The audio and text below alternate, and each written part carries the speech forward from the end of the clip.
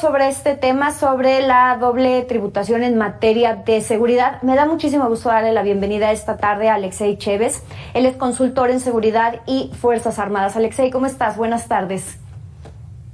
Jimena, muy buenas tardes. Un saludo a ti y a tu auditorio.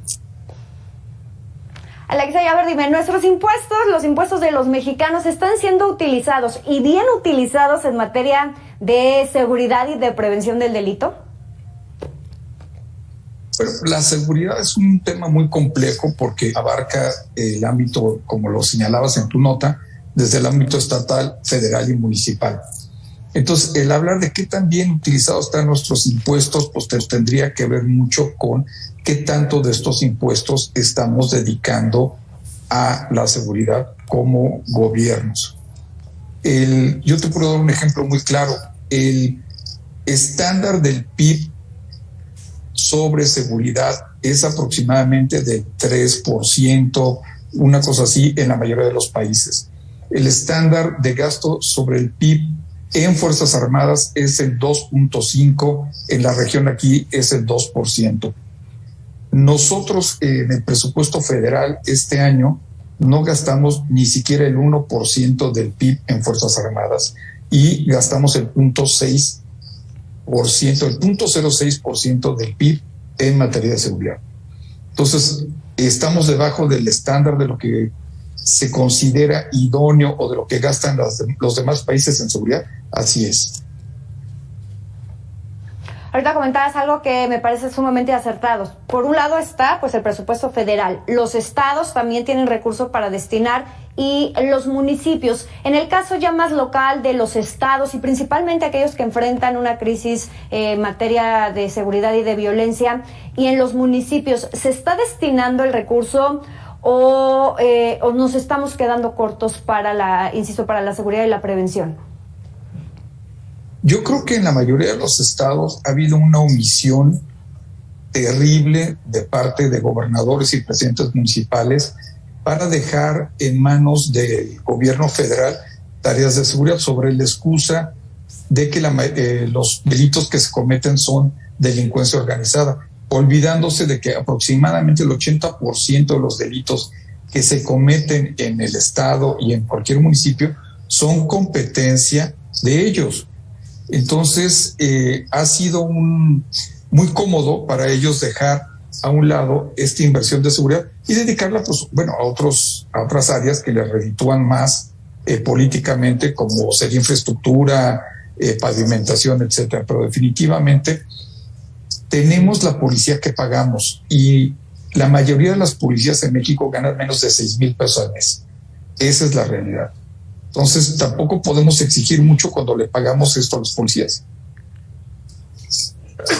Y muchos de ellos ni siquiera tienen seguro de vida o no tienen prestaciones. Y esto que comentas es bien cierto. ¿Cuántas veces no hemos escuchado un gobernador que dice, que se lava las manos y dice, es que es un tema de la federación, es delincuencia organizada, es un tema de la federación? Y ante estas omisiones de inversión en materia de seguridad, ¿qué tenemos que hacer los ciudadanos, el ciudadano de a pie y también las empresas para proteger nuestro patrimonio, Alexei? Bueno, hay casos de éxito. Probablemente el más sonado y el más exitoso es Nuevo León, con la creación de Fuerza Civil, donde los grandes empresarios de Nuevo León le exigieron al gobernador la creación de una policía competente. Se creó un impuesto temporal para la creación de para coadyuvar a la creación de esta policía con los más altos estándares. También en La Laguna se hizo un esfuerzo con los empresarios. Hay varios ejemplos donde los empresarios han demandado y también han puesto su parte para que se creen mejores condiciones, mejores policías y se combata más eficientemente el crimen. Otra de las cosas es los consejos ciudadanos, pues exigir y demandar a los gobernadores, a los presidentes municipales, que se vea, que se transparente el gasto en seguridad y que efectivamente se gaste en lo que se tiene que hacer, porque normalmente lo que sucede en municipios muy pequeños es que el gasto de seguridad se va en 2 camionetotas muy grandotas, uno para el presidente municipal, otra para el comandante, en lugar de invertirlos en equipamiento, en material balístico, en mejorar las condiciones de los policías. Alexei, especialistas en materia de prevención, principalmente de desastres naturales, han hablado que por un peso que se invierta en la prevención nos estaríamos ahorrando 7 en indemnizar a damnificados y demás. En el caso de seguridad, ¿de qué cantidades podríamos hablar? Evidentemente siempre será más económico y más redituable la prevención que después estar pagando a las familias de las víctimas colaterales de la violencia. Bueno, una de las cosas asombrosas de todo esto es que el gobierno no resarce a las víctimas de violencia, no les paga absolutamente nada. Entonces, no tienen esta obligación ni con las víctimas ni con los policías. Tú lo mencionaste, no tienen seguridad social, no hay una ley de ascensos para ellos, etcétera. Entonces, es muy cómodo para los gobiernos tener policías que trabajan 24 horas, 26, 28 horas, sin darles sus tiempos de descanso adecuados, sin equiparlos, sin nada.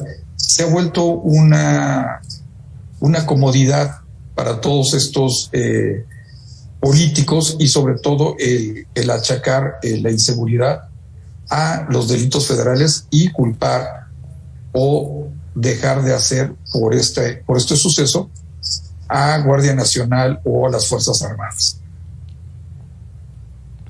Y hablando ya específicamente de esta doble tributación, ¿hay algún estimado de cuánto gastamos los mexicanos en protegernos, en hacer la chamba que no está haciendo la autoridad, desde pues estas rejas, alambrado de púas, alarmas en las casas, los botones de pánico, y las empresas pues que incluso tienen que ir resguardando sus mercancías en las carreteras para evitar ser víctimas de la delincuencia?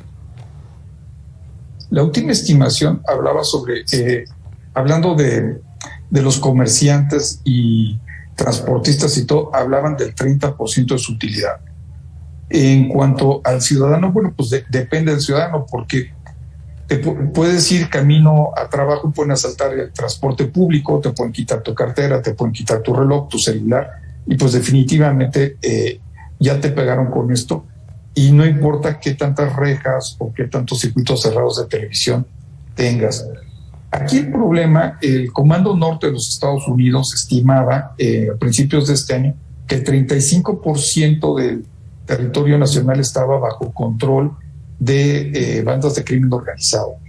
Entonces, sea 35% o no sea 35%, el problema es que si hay un porcentaje grande y grave de territorio que controlan estas bandas de crimen organizado, ya sea cobrando piso, cobrando protección en los tianguis, etcétera. Escenas de hace unos meses donde en una gran ciudad de México se agarraron a balazos por el control de un mercado, pues deberían de ser surreales y no deberíamos estarlas viviendo los mexicanos. Alexei, muchísimas gracias por esta entrevista. Alexei Chévez, consultor en seguridad y Fuerzas Armadas. Te mando un fuerte abrazo. Igualmente, Jimena. Saludos. Muy buenas tardes. Ahí lo tiene, es la situación que enfrentamos en nuestro país, donde pues las autoridades no están invirtiendo lo que se tendría que estar invirtiendo en materia de seguridad, de protección del ciudadano y también para tener mejores corporaciones policíacas.